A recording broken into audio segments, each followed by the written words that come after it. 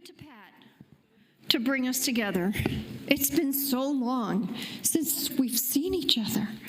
So many of us have seen each other. So I know it feels like we have so much catching up to do.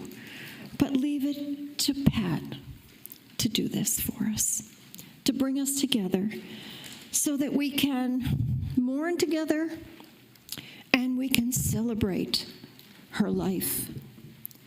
I want to say a special hello to Ruthie. Ruthie, we know you're watching with Stephanie. Every fiber of our being is sending healing prayers and love to you. And we can feel you here. We know you're here, and you were there every minute, every day. Whenever I would show up, Ruthie was there. We did our prayers together. Pat told us how to pray for her. She did. She said, no, not that moment, not that place, this place. And we would do just what she would tell us. And somehow there would be this magic. This calm would take over the room. But it came from Pat. She told many of us how to live, how to love, how to walk a holy path. In Ecclesiastes it says, and I know this is from Pat, it says, life itself is wonder. As long as you live, you might as well live in awe. And remember, some days will be bright and others will be dark, but both are life's shadow play. So make no snare for the light, because there's no salvation in holding on. And make no drama of the dark, because there is no reward for suffering.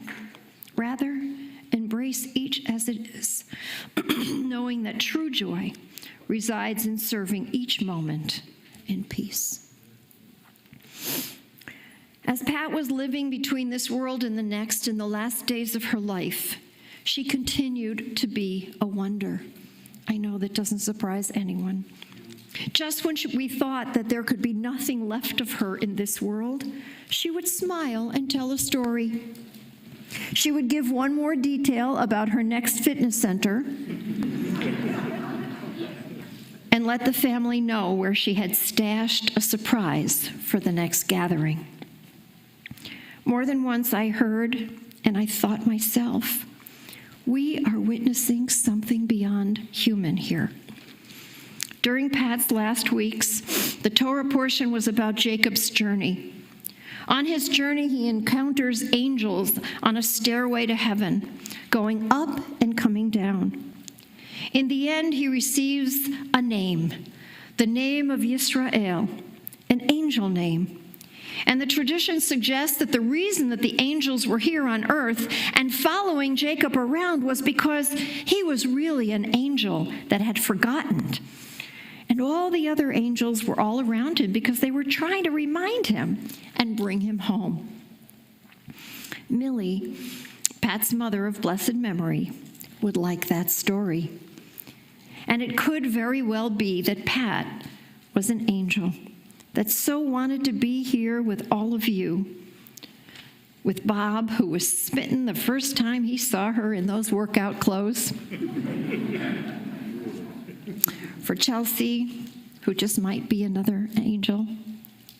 For you, dear David, halfway across the world, through revolutions and famine, you called to your angel mother, and we are all witnesses that know that you were meant to be in your mother's arms. Jonathan, oh, we all know how Pat felt about you and your family. And not enough words to say what seeing her Zoe meant to her. And the Denlows, Shirley of blessed memory, claimed Pat, the good Catholic girl from South St. Louis, as her Jewish daughter, and finally gave Ruthie a sister. Every one of you here has a story about how Pat was your angel, your advisor, your confidant, your teacher, your champion, your inspiration. You know, it's rare to be able to read Eshet Chayil and not have it celebrate a woman that was supposed to stay put on a pedestal, celebrated for providing cheap labor, for not challenging systems of oppression. But every once in a while, there is a woman who breaks down all the stereotypes, crosses divides, will not stay put, and truly is a woman of valor. This is true for Pat Denlow, whose Hebrew name is Malka, the Queen. So I'm going to ask you to read with me this version of Eshet Chayil. A woman of valor, who can find? For she is worth more than fine pearls. Her husband trusts that with her he won't be complete, for she does him good, never harm, all the days of her life. She knows that her labor is rewarding, a blessing for all. Her candle burns on into the night. She reaches out to those in need of her wisdom. Her generosity and her hands are always extended to the poor. She is clothed in dignity, strength and dignity, and she faces the future no matter what the challenge, without complaint, without asking, why me, with hope in tomorrow. She speaks with wisdom and kindness on her lips. Her children and all of their friends rise up and praise her. Her husband adores her with wonder and gratitude. Many daughters, sisters, friends, many women have done valiantly, but you, dear Pat, rise above. I think that was written for Pat. And Ecclesiastes also reminds us that there is a time for everything under heaven. Some times are sweeter than others, I know. But we will not allow the bitterness of our brokenness. We will not allow our grief to steal from us the wonder and the gratitude of our times of joy. So, it says there's a time for everything under heaven, a time that we're all born, and a time for all of us to die, to go from this world to the next. And I especially want to tell these beautiful children that, we don't have control over everything, and you guys know that now, sitting there with your masks on, and all the things you've lived through in the last year and a half of COVID. But I promise you, we will continue to do everything to keep you safe. I promise. And I promise that the way the world usually works is that people get to grow old, healthy, and happy. And that's our job, is to make that world, and nobody did that more than Pat, to plant seeds to make this world a better place for all of you. So it's a time for silence, and we've had lots of time for silence, time to reflect on a life well lived, and I promise you, to the very last breath that she took. But this is the time for speaking. And we are going to hear from her family, first from Chelsea, then from Dave, from Erica, representing the community that adored her, and then, of course, from Bob. So we'll start with Chelsea.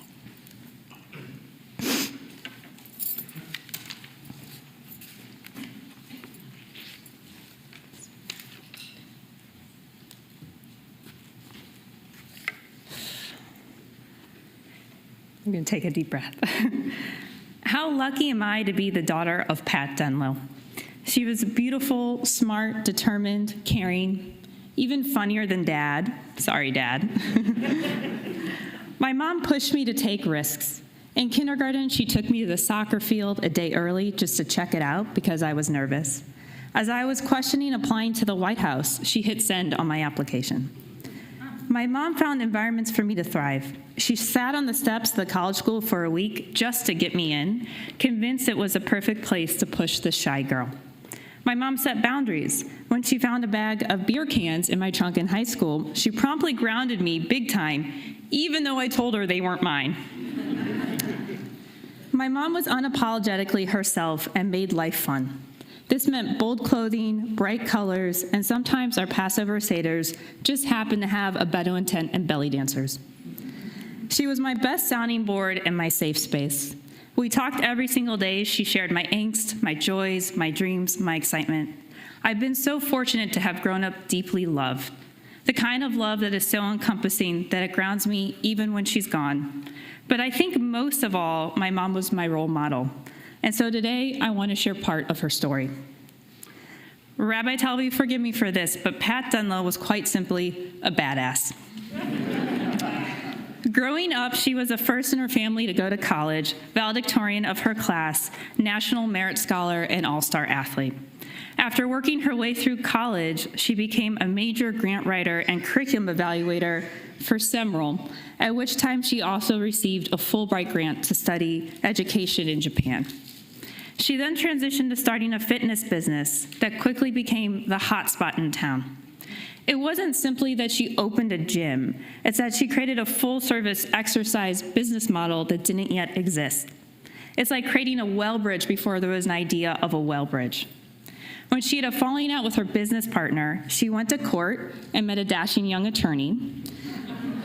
But in the process of the costly litigation, the business went into bankruptcy. Again, she stayed ahead of the curve and expanded into a corporate fitness model when no one else had, opening up numerous gyms in various St. Louis corporations. She scaled back after having kids, but hung onto her original studio for decades. Yet as successful and smart as she was in business, her true passion had always been people and family.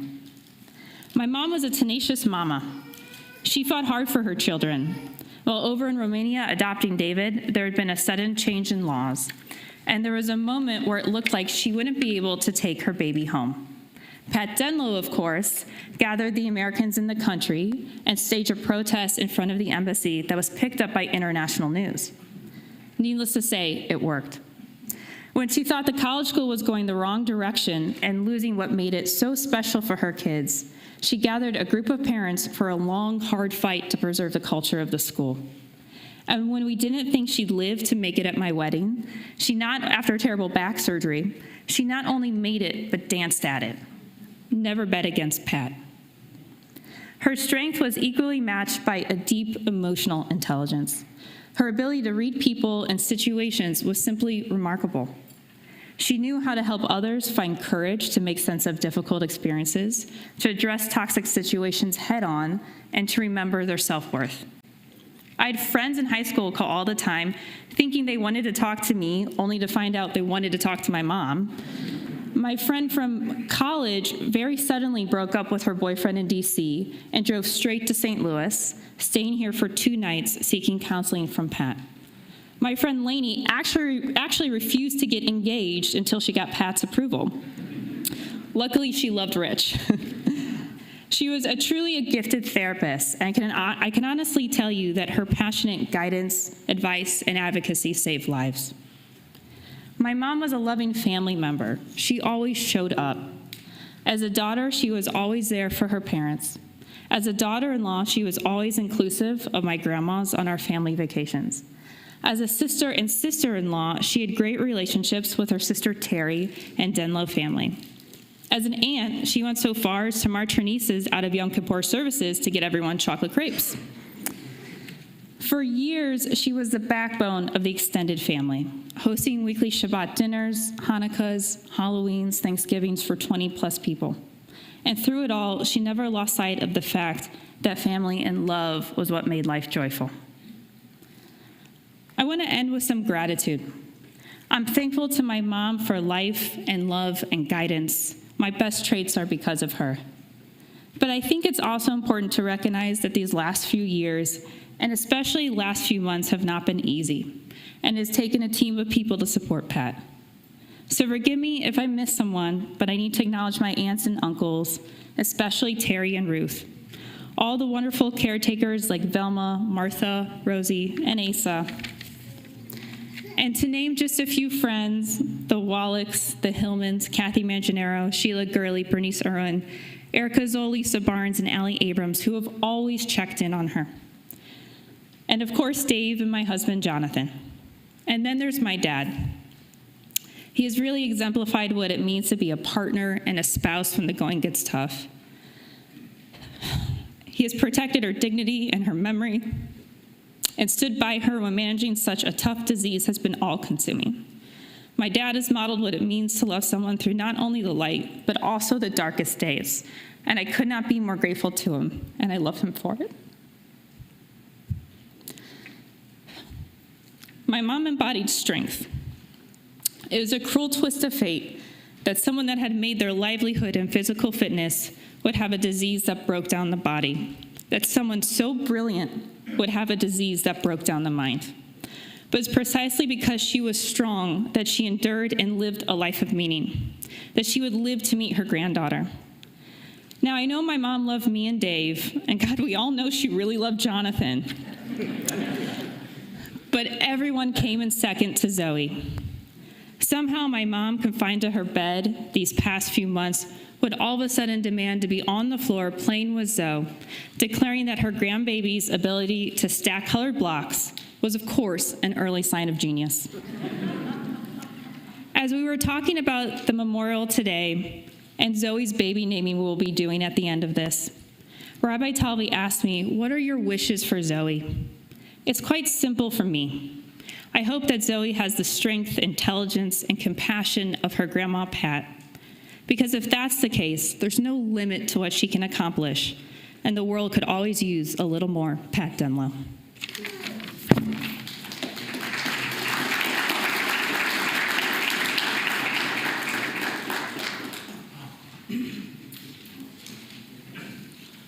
Thanks, Chelsea. I don't know how to follow that one. My mom, what do you say about her? Strong woman.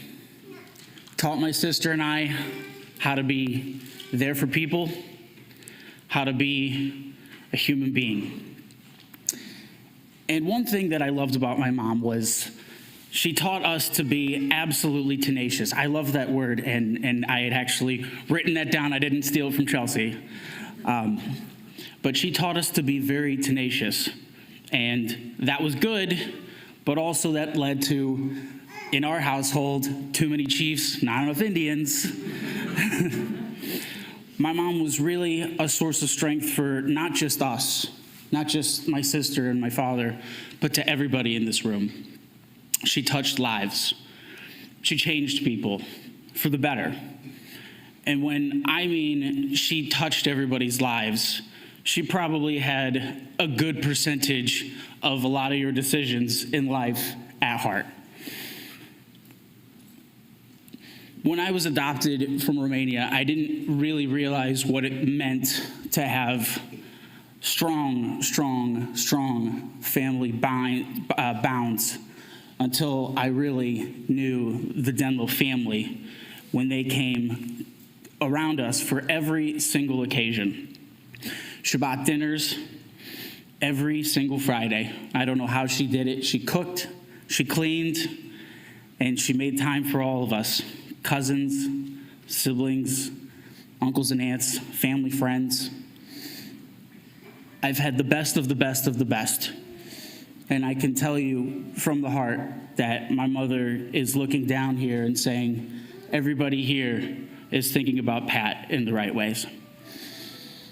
This has been really tough for me because the last 20 plus years have been a eventual slow fall. Watching her in pain has probably been the toughest thing for me to have to deal with. But having dealt with lots of these feelings and worked through them is really the best source of strength that I could really say, and that my mom has been there in my corner every single time I've fallen down. She's been there to help me pick back up. And it's really hard for me to even put it into words just how happy and really brilliant of a person I have become because of these people that have supported me. So I really want to say thank you to all for everything that you've ever been for all of us. And my mom's looking down, and she's in peace, and she's very happy. Thank you, guys.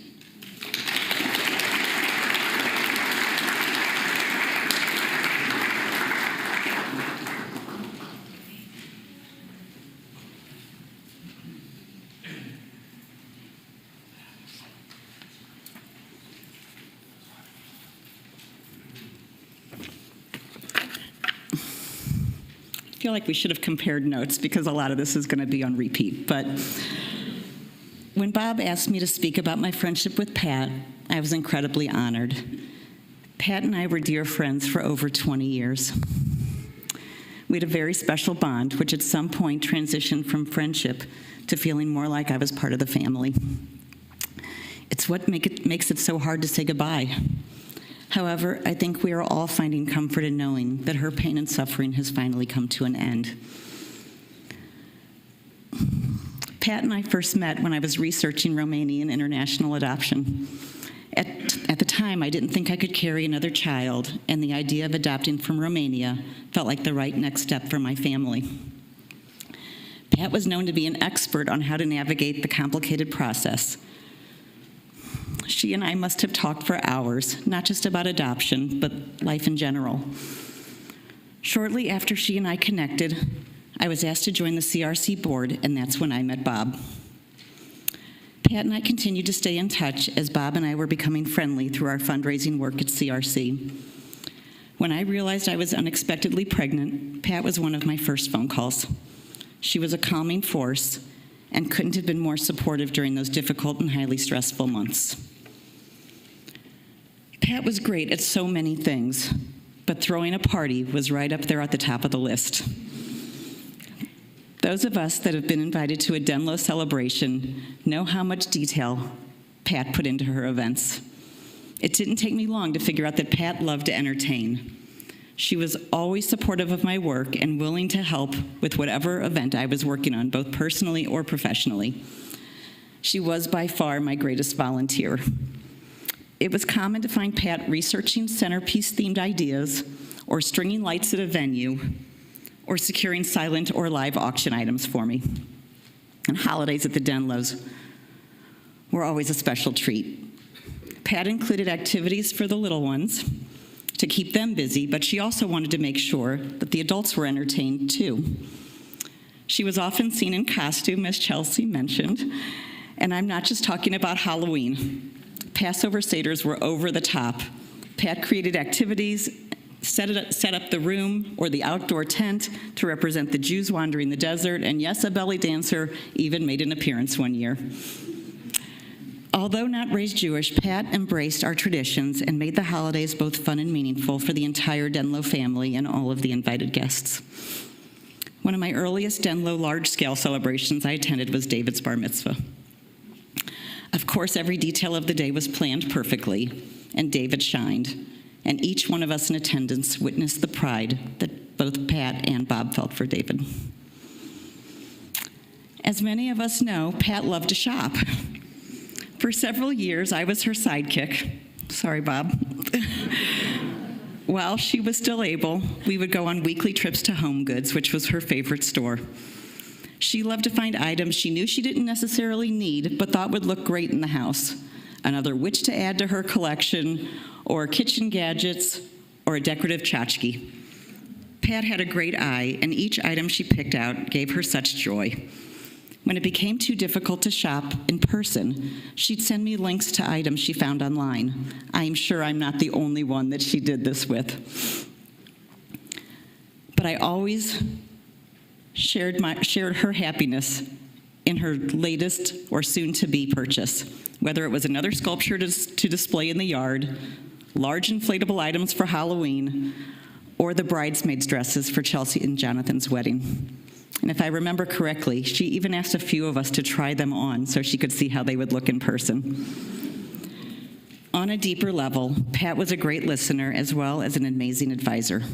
She had a certain way of looking at a situation and always seemed to know just the right way to react. Her insight was impeccable. As Bob would often say, she just gets it. We discussed issues I may have been having at work. She was always there for me during breakups. Pat was fully present for any matter at all. She was tough, and she didn't hold back. But she was right there by my side, offering her advice while showing such empathy and compassion. Pat also loved to share the joy of those she loved. I don't know that anyone was happier than Pat when I met Jim. She approved of him from the moment they met, which was so important to me. If she hadn't accepted Jim, I'm not sure that he and I would be married today. Her opinion meant that much to me. More than anything, Pat loved her family. She would move mountains for both of you, Chelsea and David.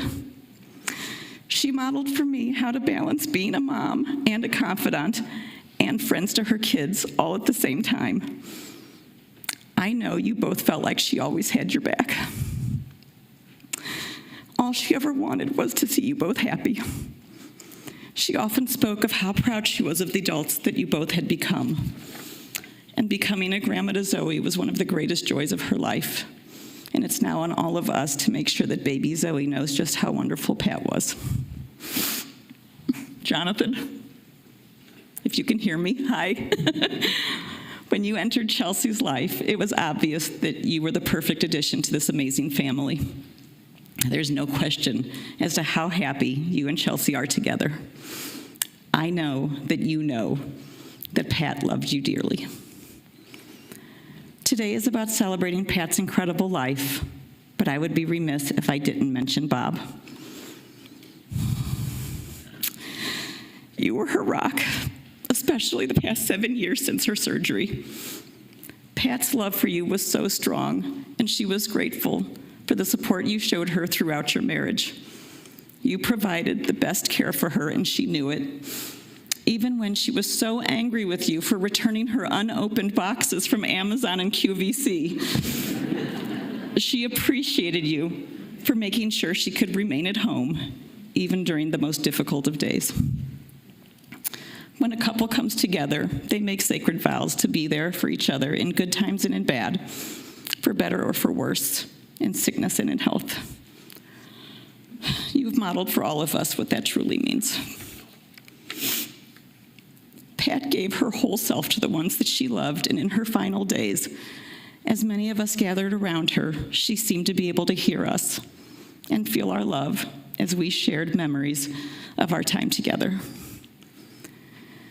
It's so difficult to imagine the world without Pat. I believe she's in a better place, where there's no more suffering, and that she's surrounded by the people who she's loved and lost. Terry, I'm sure you're feeling this, especially regarding your mom, Millie, who we all miss terribly. There are many poems and writings about losing a dear friend, but I think Winnie the Pooh said it best to Piglet. How lucky I am to have had something that makes saying goodbye so hard. I love you, Pat. Thanks for being the best friend a girl could ask for.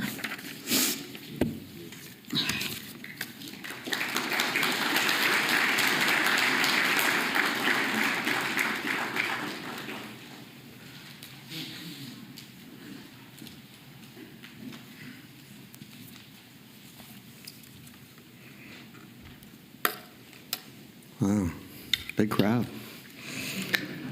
I want to thank everybody for coming and hearing everybody's words, and Susan coming over to the house so often has meant a lot to me, and it means a lot to me that you are all here today. I think I want to start off by telling you about the scariest day in my life was about 6 years ago. Pat had been having greater difficulty walking. She had had Parkinson's for a dozen years by this time. And as anyone knows about Parkinson's, it's a very slow progressing disease. She also had autoimmune problems. And as her walking with a cane was becoming more difficult, it was decided that she should have an operation to maybe relieve nerve pressure on her back. And maybe she would regain her walking ability even more so. The operation was one of those where if anything could go wrong, it went wrong. By the time she came home 2 months later, not only could she not walk, she couldn't use her hands, her arms. She had gone through a coma. We thought she was going to die. And then she was going to come home. And to me, just being a nice Jewish boy, who liked running and going to work and having a family, I was so ill-equipped for the idea of bringing somebody who had a mind that was trapped in their body. I had no idea how to do this.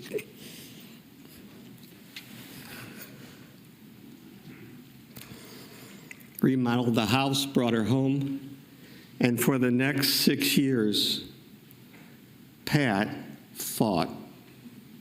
One thing about Pat, never doubt her tenaciousness, her will to live, her willingness to come back. She was amazing. Trapped in her body, started physical therapy. She was a fitness person, and it was such a cruel, cruel situation for somebody who was a physical, Amazon woman to not be able to move anything.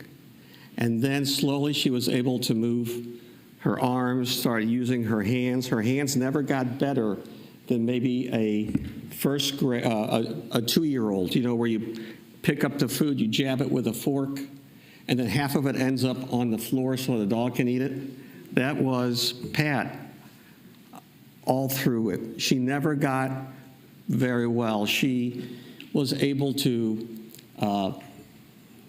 take a few steps with a walker at the end, and a couple times I really thought she was going to die. One time I had Jeff Hirsch come to start scanning on all the photos that you see out there because I thought she was going to pass away. Like almost each year I thought she was going to go, but she always amazed me.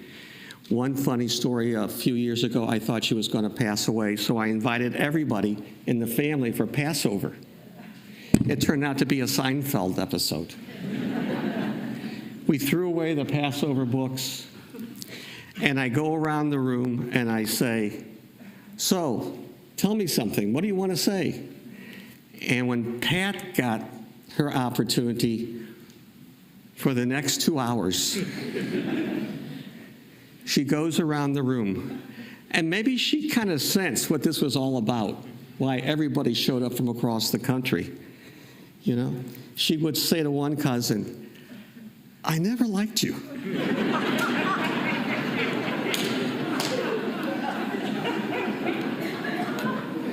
But I grew to love you over time. The most amazing thing was she had dreams during these tough 6 years. She wanted to go back into the fitness business. She was ordering supplies. I mean, they say if you have this disease, you could become a shopaholic or a gambling holic. Well, Pat was definitely a shopper. She was such a serious shopper. She loved Neiman Marcus specials all the time. We had a garage sale. I swore Neiman Marcus closed down that day. I had 2 people over winter knocking on her door. "What is your next sale?" True story, true story. She had dreams, and I did not want to stop her dreams. It's what kept her going, really. She wanted to do a food business to feed all the families coming home with their kids, give them a healthy meal. We lived right across from the Wilson School, so she saw all these families doing it. So she was buying all kitchenware. She was buying all these exercise stuff, and it's true. She would order, it'd come through the front door, and I would try to get it out the back door to take back. But she eventually caught on, and she would just double the order to teach me the lesson. Very true. Very true. She would go, she was able to use electronic wheelchair for a couple of years. She would go down the aisles, and imagine her as a hockey puck, taking out some food items on the left, some food items on the right, taking out a display, because she could barely maneuver her hands, but she was so proud, and she wanted to be able to do it. She really did. But in the course of these 6 years of her accomplishing the dream, maybe she knew in the back of her mind it just wasn't going to happen. I was the goalie. I would say, I don't want to stop your dream, but I don't think this is going to work, or let's defer it, or I just don't think you need an elevator in the house to lift the supplies up to the second floor. A month ago, she wanted me to put a ping pong table in the backyard because she thought she would get better to play. She really thought she'd be able to walk, even though it was so apparent she couldn't.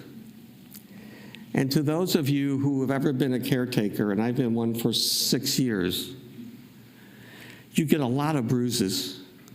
You get a lot of nicks in the process of trying to say no in a polite way.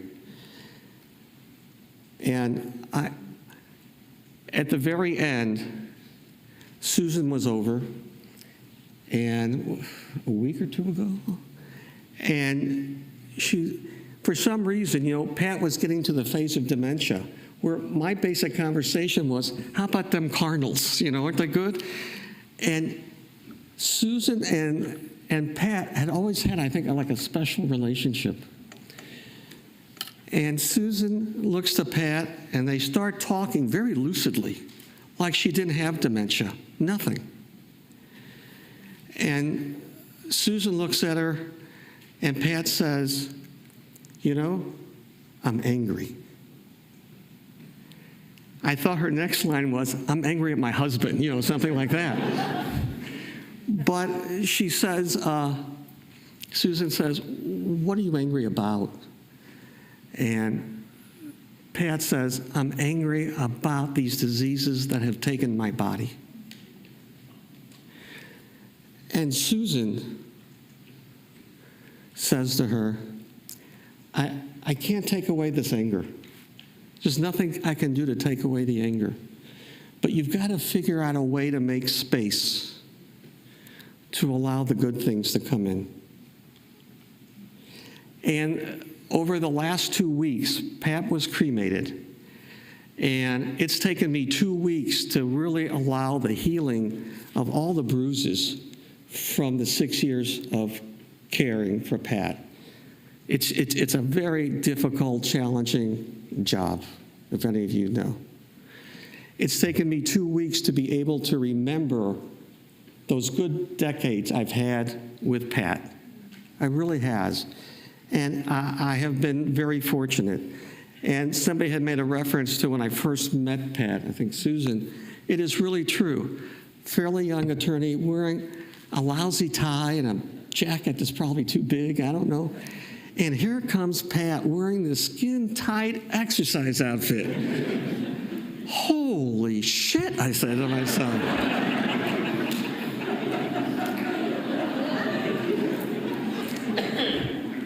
She was so hot.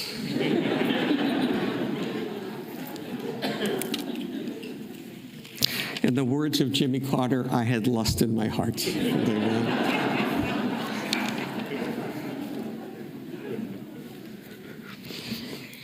She was not only beautiful, and she really was. Another story I could tell, Pat had a great mother, Millie. Just terrific human being. And Pat relays the story this way. She's driving on Highway 40 near where that Anheuser-Busch sign is and the overpass and all that. And she looks at a billboard and she says, that looks like Pat. She calls up Pat later that day. Pat had done some model shoots when she was in college, and she was like a model for Sea and Ski or something like that. And they had a big billboard of her, like in a bathing suit and for Sea and Ski. But she didn't tell her mom.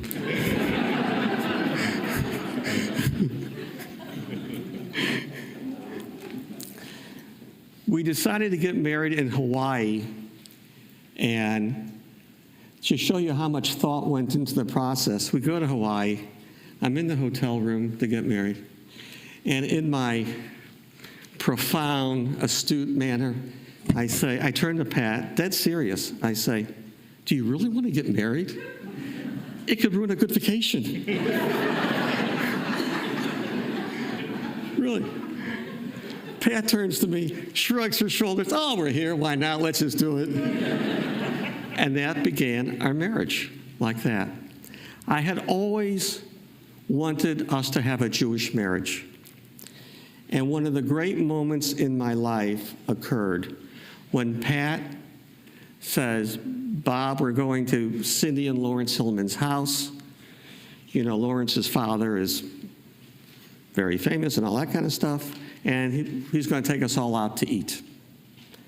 So you better dress up. Dressed up, we go over to Lawrence and Cindy's house. The door opens, and there's over 100 people.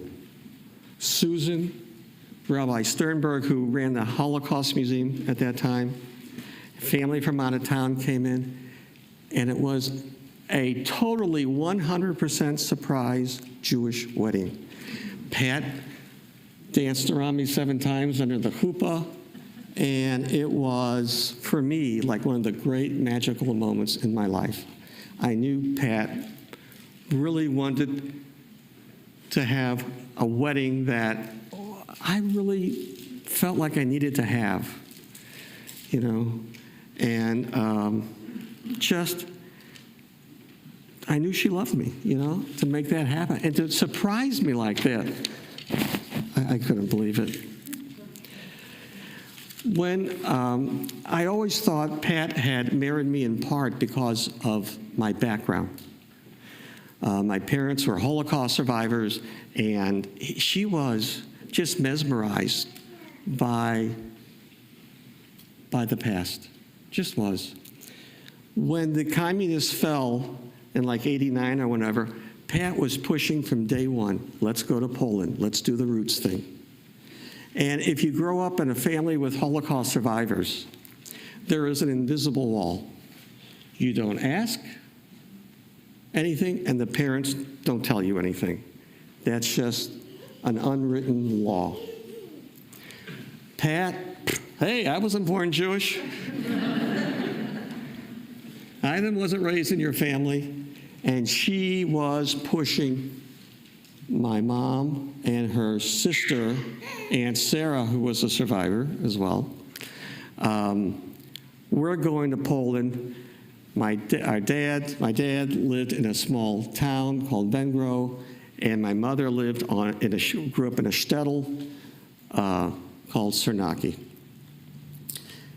My mother and her sister went ballistic. You are not going to go to Poland. They're going to kill you. They confiscated our property after the war. We weren't allowed to go back. We went to DP camps in Germany, and from Germany we found a relative here in St. Louis to take us in.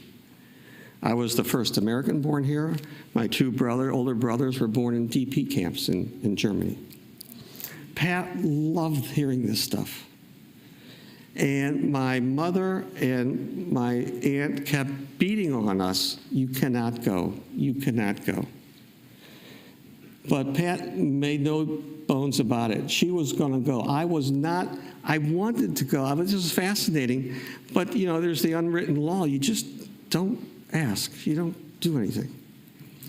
But secretly I was saying, oh, this is going to be great. Not only was I enjoying the secret idea of going, my aunt, after telling us time and time and time again, don't go, it's too dangerous, she pulls me to the side and says, can you look at my real estate? Look at my home? Tell me what it's like.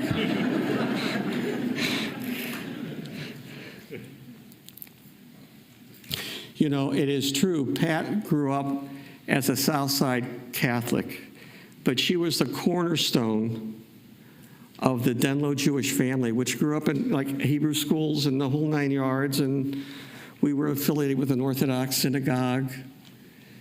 And Pat had Shabbat dinners every Friday. This became our definition of Judaism in our extended family, where everybody was invited. The family came, the cousins came, all the cousins got to know each other growing up, and that bond still exists today. And she was a great cook. And we would have typically anywhere from 15 to 30 people every Friday night. And it was just a party under the guise of Judaism. I really think so. And it was just a wonderful, wonderful experience. The story she made Passovers is true. About the one time, Pat was irreverent. There was no social barriers for her to worry about. She had a belly dancer one year come. And I remember dear friends, the Wallachs, live right behind us, and they do Passover too. And there's a wood privacy fence that separates us. And as the belly dancer was performing in the backyard, doing her thing and mesmerizing all of us, a lot of the Wallach kids, you know, like Spanky and our gang, half the head was above the privacy fence. All looking, you know, just loving it. It was great.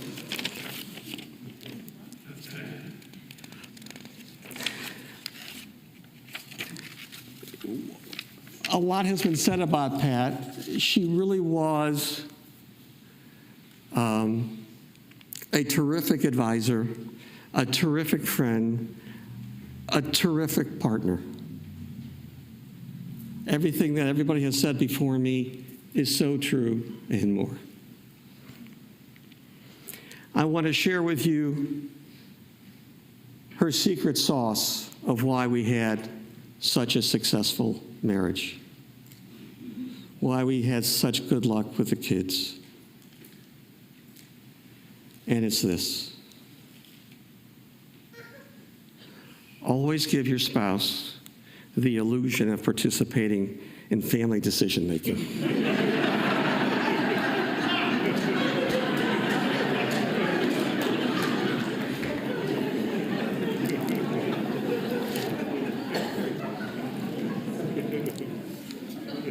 The last few weeks, Chelsea has been kidding me. She says, "Dad, Mom was beautiful, smart, all these things. I mean, why did she choose you?" In that tone. And I always had the same answer every time. I guess I was just lucky. Thank you.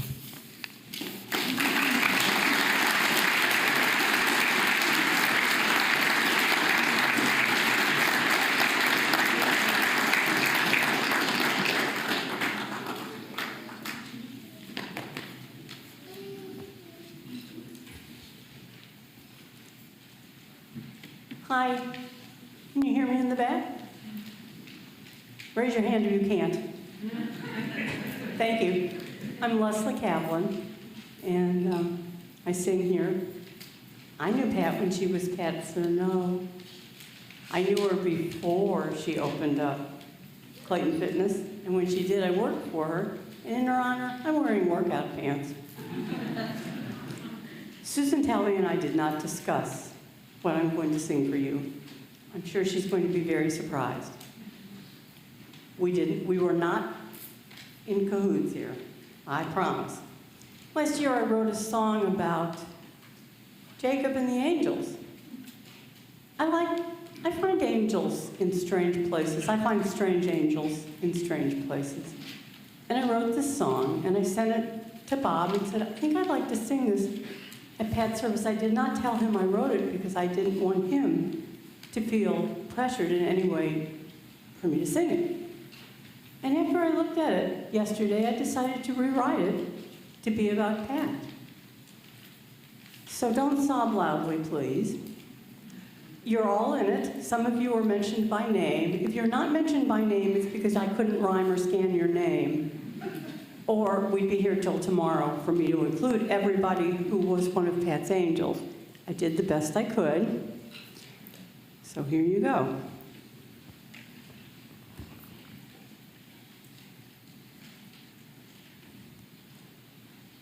Can you hear me? All right.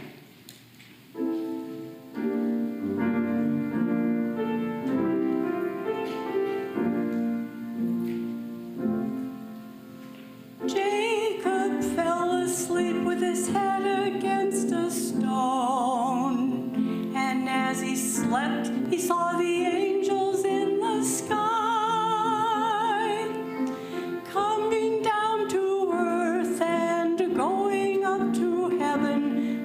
for us, what do these angels signify? Look not heavenward for angels, look around you. They are your friends, your family, they're me. Yes, the angels, they are here. They're what you and I were always meant to be. They're what you and I were always meant to be. You might well ask what Pat and Jacob had in common, and the answer is there weren't too many things. It took God wrestling with Jacob to transform him. Pat would have wrestled God and won to keep her wings. But you had told Pat that you thought she was an angel. Can't you just picture the denials and the smirk? To make the world a better place was Pat's intent. It was simply how she planned her life to work. It was simply how she planned her life to work. We all know that Pat preferred to be an angel, but a general she soon learned how to be, to guide the angels who were always there to help her. A role she never sought, I guarantee. Head Angel Bob soon learned to organize the forces. David, Chelsea, Jonathan, Zoe, what a crew. With Erica, Lisa, Allie, and Bob's sister Ruth. With Tom and Jennifer, John, and Cindy, angels too. With Rabbis, Jim and Susan, yes, they're angels too. You don't need a dream to see the angels. You don't need a ladder to the skies. All you need to do is look around you. All you need to do is open up your eyes. Because the angels, they are you. They are sitting right here next to you and me. Yes, the angels, they are here. You learn from Pat what you were always meant to be. You learn from Pat what you were always meant to be.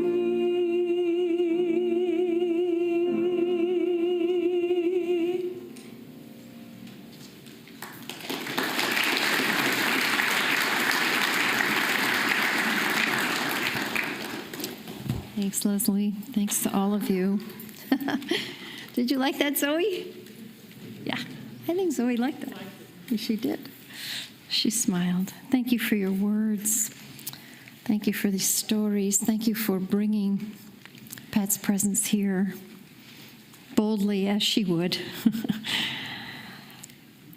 We come to the end of this part of our service with the words of the Kaddish. And you know, one of the other things that happened that day when Pat kind of just came back to us and was there, so present.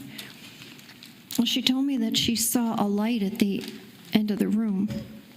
And I said, "What do you see, Pat?" I said, "Do you see Millie?" And she said, "Oh, yes." And she saw her mother. I said, "Don't be afraid of the light." She said, well, what do you think heaven is?" I went, "Oh."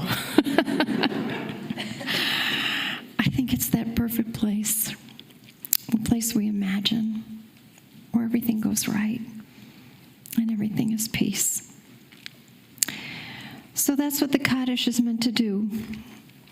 It's meant to bring the world so close together that we will feel Pat's presence and her blessings and her peace as we prepare to pass on her name to her granddaughter. This is our way of praying for those who have died, is to celebrate life, to live more fully, to love more fiercely. My late daughter said just before she died, she wrote, "We live in a place in the crawl space between grief and gratitude." And I believe that Pat came to that. Through her anger, her justified anger, through the work that it took to live those 6 years, through the dreams that she continued to have that inspired everyone else around her to keep going, she brought worlds closer together. Those of you who visited Pat since Zoe was born, I know, saw pictures and watched Pat live on the light that Zoe brought to her. Worlds of grandparents who include survivors and Pat's dad, Ed, who fought in the Battle of the Bulge, another really holy connection between your two families. Pat brought worlds together where Pat, who was the valedictorian and National Merit Scholar, was also the first in her family to go to college and received a Fulbright to study education in Japan, and also found ways to send money home to her parents. Worlds she brought together where visionary Pat founded, as you've heard again and again, that successful business before anyone else thought of workout studios. And we know from Jerry Berger, also of blessed memory this year, that Pat's studios were the place to be seen. Corporate workouts, again, before anyone else thought of them. Worlds where to get the best education for her kids, Pat developed school curriculum. I learned that the college school has an outdoor classroom that has a small, quiet neighborhood with a curved street in the imagined town of River City that's called Denlow Circle, in honor of Pat, who as a third grade parent designed the enduring, profound, and transformative experience for generations of children who actually Chelsea got to teach years later. Worlds that she traveled and worked and counseled and created, and still was the glue that brought the family together for Shabbat dinners where there was always great food and places at the table for anyone who showed up. You've heard about the legendary Passovers with tents and belly dancers. She brought worlds together by Pat's boot camp therapy sessions that saved relationships and souls. Worlds brought together by Pat, who will always be your champion, Dave. From music lessons to seeing your potential and your talent, Pat will always be so proud of and grateful for you, Chelsea. Pat, your mother, your sweetheart, your sister, your aunt, your friend. Pat gave so much of herself. It is still here, bringing these worlds so close together. As it says in the Psalms, our goal is to bring them so close together that they kiss. Pat loved that we said the Kaddish and the Lord's Prayer at Millie's funeral. The priest, I'll say, was a little surprised when the rabbi inserted herself and said, "And now we're going to say Kaddish." But it's what Pat wanted for her mother, because she understood that this prayer, this Kaddish prayer, also brings the worlds close together. This prayer makes a bridge to let her know that you will be okay. And that's what we were finally able to tell her at the end. It's okay, Pat. It's okay. You've given them so much. Every tool that they're going to ever need to go forward, to be the people who are worthy of being the people of Pat. You filled such a space for them. They will be okay. And I think there was peace when she finally heard that. That she has put you through the boot camp, that you have what you need to be the people of Pat. that she may now go be with her parents and in-laws, with Aunt Sarah and with her brother Michael and with all of those who didn't make it from the Polish towns of Vingo and Syraki, places you heard she went to honor all the ancestors. And you know, there were people there that were killed, that had no one to say Kaddish for them. And I think Pat would want us to say Kaddish for them as well. That's just how generous she was. So I'm going to ask you to rise now so that we can say these words.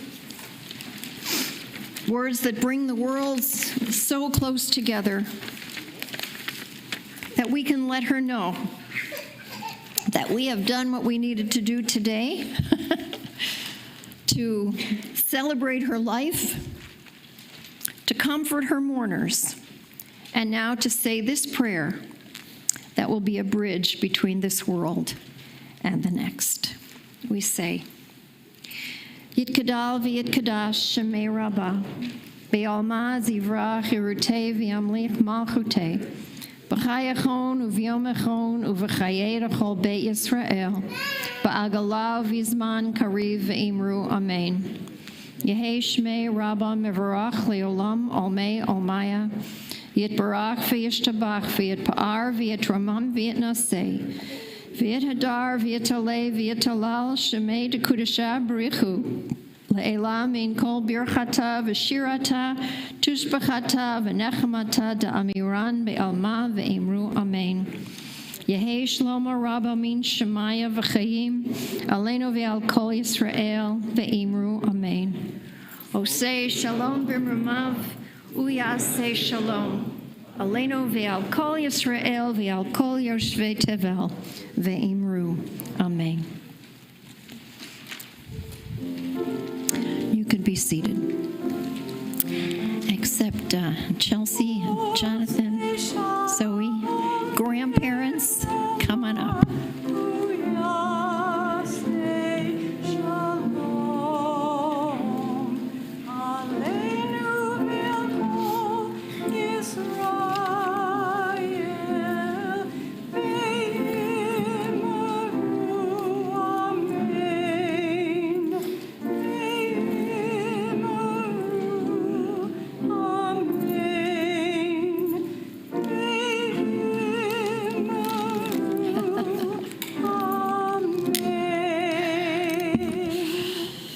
Leave it to this family to have a first. When have you ever been to a memorial service that ended with a baby naming? This is so Pat, isn't it? It's just so Pat. This is just so perfect. Because Pat, when we did that remarkable wedding that she put together in the beautiful Hellman's home, she was so excited that day. And she created this beautiful ketubah for you. And I said, Pat, you have to have a Hebrew name for the ketubah. She said, oh. I said, I got a name for you. We called her Malka, the queen. Just right. So, my dear, you get that name today. We're going to give you that name. We're going to give you Pat's name. But you not only have Pat's name, you have your great-grandma Millie's name, too, which we're going to hear about in just a moment. Millie and Shirley couldn't have come from two more different worlds. The two great-grandmas here, right, on this side, on the Denlow side. But they shared one heart. They said that they shared the 10 Commandments, code for being a good human being a mensch. Zoe, my dear, you come from such good people. Your father's people, your mother's people, they flow through you, and today we welcome you into the covenant.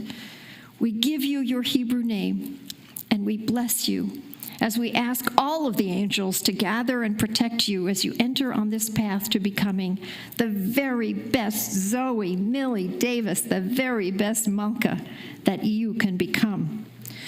So, you know, one of the things we do, the very first thing we do in the morning, Zoe, is we wake up in the morning, and before we do anything else, we wash our hands. We even wash our hands before we eat, but it's not about just being clean, although today that's really important, right? Keeping our hands clean, you're going to learn to wash your hands. But Do you like water? But the prayer that we say when we wash our hands is netilat yadayim. So what we want to do, we want to teach you today by welcoming you into the covenant of our people with water. Yeah, because water is Torah, right? And water is life. It was water that came out of the Garden of Eden with us. It was water that nourished everything along the path. It was water that quenched the thirst of the slaves. It was water that filled the well of Miriam so that we wouldn't be thirsty in the wilderness. It was water that filled your mother's womb and her mothers before her and her mothers before her to keep you safe. So with water, my dear, we are going to wash your little hands. Would you like to wash your hands? You want to splash? Can you splash a little bit? Can you splash in the water? We say, Baruch atah Adonai, Eloheinu melech haolam, asher kitshanu b'mitzvotav v'tzivanu al netilat yadayim. Please, God, help us to teach this beautiful child how to use both her hands and her feet for holy service. Please say with me, Amen. Do you like the water? I need to play with it. Like the water? Is that good? Okay. So now we just have two other parts. One is to hear from your dad about the name, so we can give you your Hebrew name. So, he really likes the water. Do you want the water? You can have as much water as you want. So here you go. You want to play with the water? There you go. Wait till we get to the wine. So Zoe, we just like the name Zoe, but Millie is so special. When Chelsea was born, one of the first things when Grandma Millie saw Chelsea, she has dimples, she has dimples. Grandma Millie had dimples, Pat had dimples, you have dimples. Fast forward, when we were dating, one of the most important things that became serious was that I got to meet Grandma Millie. And if Grandma Millie didn't like me, forget it. And then when Millie passed, you and your dad were going through her stuff, and you found this binder, this book, and she had written you a letter every single day of your life. Fast forward to you, and you came out, and we were deciding what to name your middle name. I'd already made up my mind. I knew what it was going to be. Chelsea was still thinking, and she came out, and you had dimples, just like your Grandma Millie and your Grandma Pat. And so you're Zoe Millie Davis, to carry on her legacy. May the names that we give you from without come to resonate from within, so that you can be the very best Zoe Millie Davis that you can be. And in Hebrew, and we're going to blink our eyes. It'll be time for your bat mitzvah. We should all be there. You're all invited on behalf of Pat, right? She would make place for everybody. And we will call you to the Torah with the name of Malka. Malka. You will be Malka. To also bring your amazing Grandma Pat who adore you. Do you want to wipe your hands now? Yeah? Nope. So now we have a blessing box outside that I see some have already taken the time to offer a blessing, but we have this custom here where we create a blessing box for our children so that the night before their bat mitzvahs and their bar mitzvahs, their b'nai mitzvahs, they can open it, and just as they're about to become teenagers, happens really quickly. I know it doesn't feel like it, but it does. Then they get to read them, these blessings, and remember just how very wanted they are. And so I would love for the grandparents, just to give us their blessing as we stand here.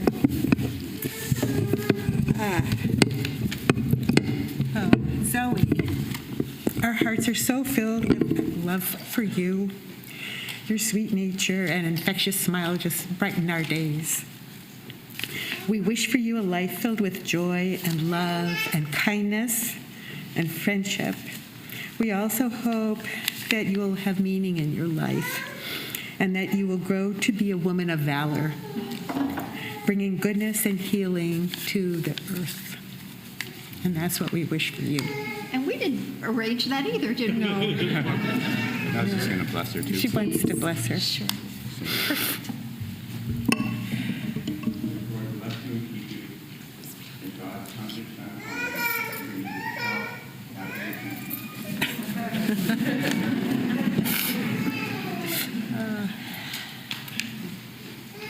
Thank you. What are your wishes for What are my wishes for Zoe? That she turns out like her mother and her uncle. That's it. What about her dad? Him too. The truth is, She's got a lot of. I am very blessed to have my children. I'm even more blessed to have the son-in-law I have. I have said to my siblings that Jonathan's parents are so good, so likable, that they could fit in as Denlows. and it's just a lot of love and good feeling. And, you know,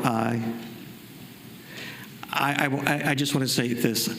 When Pat was in her final weeks and the baby Zoe came over, it is just amazing how a baby isn't aware of anything, nothing, is on the bed with Pat, gives such joy and happiness, and the baby has no idea the reactions she is causing. It is nothing short of magic in this world. It really is. And I'm just so thankful that Zoe got to be with Pat and give her that magic. Thank you. Yes. Do we need her back up here? Yeah, it would help. Okay, we're almost there. You know, it's easy to do a baby naming when they're like 8 days old. It's a little more challenging when they're bigger, but it's more fun. Look at this child. And I never disagree with Bob on anything, but I think she knows. I think she knew because she's the closest thing, right? They say that just before you're born, an angel comes and touches you right here. You forget everything. Before you're born, you know everything you're ever going to know. And then an angel comes, touches you right here, and you forget. So life is about remembering. And I think you and your grandma Pat, I think you remembered a lot of things together. And she knew and you knew that somehow you would carry on her name. So I'm going to wrap this family up. I'm going to ask this. These are the taluses we used at their wedding. They used at their B'nai Mitzvah, right? So there's a lot of good stuff in here. And we figured out this was David's Kiddush cup that he's been looking for from his Bar Mitzvah. It surfaced, so it's also perfect. David, why don't you come up here too? Let's wrap this family up in these taluses. And are you ready for your first Kiddush? Whoops, where's Zoe? There she is. Where's Zoe? Zoe, are you ready for your first Kiddush? So I'll ask everybody once again, if you're able, to stand. And we're going to make this blessing because, as we've said again and again, and I think your Grandma Pat knew at the end, yes, life is difficult and it has a lot of bumps and bruises along the way. There's a lot we can't control, but you know what? We're always going to make room for joy, right? We're going to make room for gratitude, even while we have in our hearts the grief. So you ready for this? Baruch atah Adonai Eloheinu melech haolam, borei b'ri hagafen. You want to have a little sip? Zoe, want to take a little sip? Want to take a little sip of this? Try this. This is your first Kiddush. How is it? It's good? We say l'chaim. May there be many, many opportunities for us to make a l'chaim, and every time we do for this family, you've given us so much today. We will bring Pat with us as well. So now let's put our arms around each other. If you're in a COVID bubble, connect. I think we're protected here, God willing. keep everybody safe, right? But we're going to give this family a blessing and give you a blessing, my dear. The Torah portion this week is Vayeshev. Jacob thinks he's going to sit and relax. No way. That's just not life. So, he has Joseph, and things just get busy again. And that's life. But I know we're all grateful that Pat is at peace. And watch for her, because that spirit, that strong spirit, that soul, she's going to continue to be around. I'm going to pick these up for you. Because I'm a grandma too. There we go, sweetheart. And now we're going to give you a blessing, okay? So we say, Yevarechecha Adonai v'yishmerecha. May God bless you and guard you and keep you safe. Ya'er Adonai panav elecha v'yichaneka. May that light, Zoe, that we see in your eyes continue to sparkle. Yisa Adonai panav elecha v'yasem lecha shalom. Yeah, thanks for singing with us, Zoe, because what that prayer says is, may all that is good and high and holy remind us all, as Pat was, to be versions of God, to be the best versions of ourselves as we can with whatever it is that life gives us, so we can have peace in our hearts, peace in our homes, peace in our communities, and God willing soon, a little more peace for all creation as we say amen. Amen. And thanks everyone for being here. Thank you. Thank you.